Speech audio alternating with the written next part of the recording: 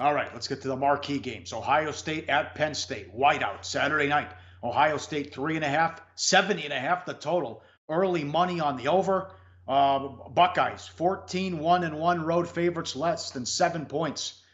And that fits in this one. Last year, Penn State blew it. They had a big lead and let it get away. And we know what happened a couple years ago with the big upset, the block field goal late as well. Ohio State kicking ass and taking names, a ton of blowouts. They look great in that stretch against TCU. And what a job Haskins is doing right there. Heisman talk with Tua. What is it, 16 touchdowns or 19 touchdowns and 1 interception on the season. So he's been fantastic. Penn State defense had some issues. I can't get the App State game out of my mind.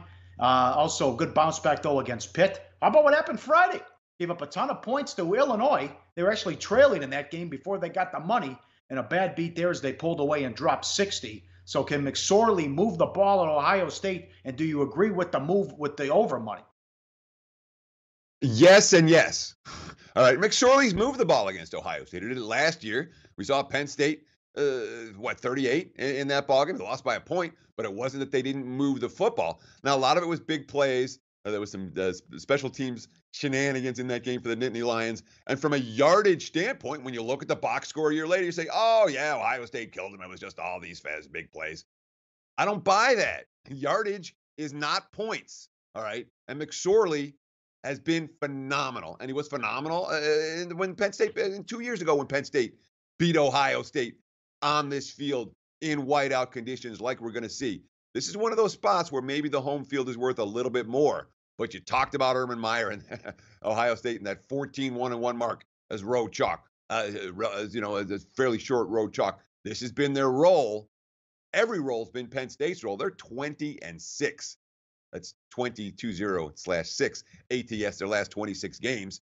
They've proven they can hang with Ohio State. They beat them, and they have a 1-point loss in the last 2 meetings. And, oh, by the way, Ohio State -7 at home last year. Now they're -3, 3.5 on the road this year.